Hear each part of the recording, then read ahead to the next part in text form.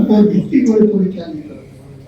রুগ্ন রাজনীতির ধারার বাইরে সুস্থ ধারার রাজনীতি, সেইটাকে অবলম্বন করে জনগণের কল্যাণে একটা গণতান্ত্রিক প্রগতিবাদী অর্থনৈতিক সামাজিক রাজনৈতিক ব্যবস্থা প্রতিষ্ঠা করিয়ে একটা শক্তি সমাবেশ এখানে গড়ে তুলতে হবে, এবং যেটা বলবে যে পুরানো আবর্জনা শেষ, এখন আমরা জনগণের স্বার্থ নিয়ে লড়াই করবো, অগ্রসর এবং একসঙ্গে গণফোরামের সঙ্গে আমি এবং আমার দল পার্টি একসঙ্গে আমরা কাজ করেছি, 11 দল করেছি, এবং দ্বিদলীয় মেরুকরণ যে কত ডেঞ্জারাস দেশের জন্য এই কথাটা জনগণের ভেতরে তুলে ধরে আওয়ামী লীগ বিএনপির বাইরে একটা বিকল্প রাজনৈতিক শক্তি রাষ্ট্র ক্ষমতায় অধিষ্ঠিত করার জন্য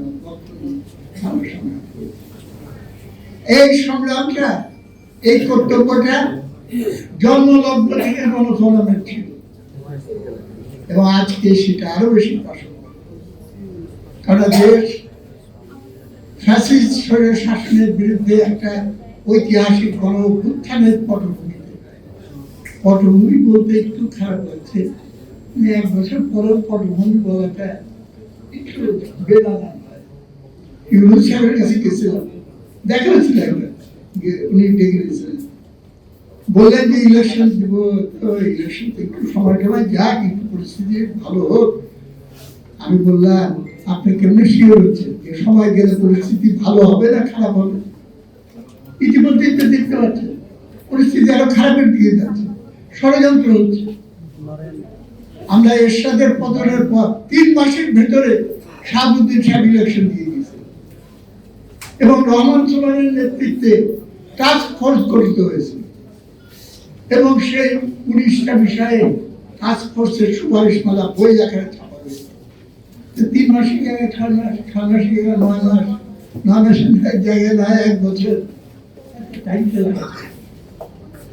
বললেন তার পক্ষ থেকে বলা হয় নতুন নতুন প্রশ্ন উত্থাপন করা হয়েছে। এইটা কোনো বিপ্লবী সরকার না, এইটা কোনো রেগুলার সরকার না, এইটা হলো অন্তর্বর্তীকালীন সরকার।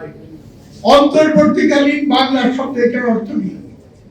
একটা অবস্থা আরেকটা অবস্থা, এই দুইটার মাঝখানে অনির্বাচিত ব্যবস্থা ছিল, নির্বাচিত ব্যবস্থা ছিল, মাঝখানে তোমার কাজ কি? কাজ অবশ্যই একটা বড় কাজ, যে হত্যাযজ্ঞ চলেছে তার বিচার, আহত নিহতদের যে প্রতিদিন সাহায্য সহযোগিতা দেওয়া দরকার সেটা করা, এবং বিগত সময় যে সব অপরাধ বিচার করা, এবং দৈনন্দিন কার্যকলাপ পরিচালনা করা। কিন্তু সামনের দিকে এগিয়ে যেতে হলে তোমাকে জনগণের উপরে নির্ভর করতে হবে, নির্ভর করে জনগণের রায়ের ভিত্তিতে দেশ চালাতে হবে। বলে যে সংস্কার না করে আমি ইলেকশন করি কিভাবে? কেন সবকিছু তো পচে গেছে। আমি একটা প্রশ্ন করেছি, সেই প্রশ্নের জবাব আমি এখনো পাইনি। এই কথা ঠিক, সমাজ দেহ এবং রাজনীতি পচনের প্রক্রিয়ার ভিতরে চলে গেছে। সবকিছুকে মেরামত করতে হবে, সংস্কার করতে হবে। সংস্কার নিয়ে এক ধরনের খামখেয়ালি যাচ্ছে, তাই বাঙালকে হাইকোর্ট দেখানোর মতো এই একটা শব্দ দিয়ে ভুলিয়ে দেওয়া হয়েছে। সংস্কার মানে পরিবর্তন, কিন্তু মনে রাখবেন সংস্কার বা পরিবর্তন সামনের দিকেও হতে পারে, পেছন দিকেও হতে পারে। যারা সংস্কারের নামে আমাদের দেশকে পেছন দিকে নিয়ে যেতে চায় এবং পাকিস্তানের ভূত আবার আমাদের উপরে চাপিয়ে দিতে চায়, জামাতে ইসলাম বড় বড় কথা বলে। আমার কাছে আছে, আমি এটা আপনাদের দিয়ে গেছি। দ্য আর্টিকেল অফ সারেন্ডার 71 সালের 16 ডিসেম্বর নিয়াজি এবং জগদীপ সিং সেটা সই করেছিল। সেখানে লেখা আছে, উই পাকিস্তানের arm force, civil Naval force, air force along with all auxiliary paramilitary and civil forces unconditionally surrender করছে। auxiliary force কারা? auxiliary force হলো আল বদর, রাজাকার, আল শামস, এবং কারা? পলিটিক্যাল অক্সিলারি ফোর্স ওয়াজ জামাত ইসলাম।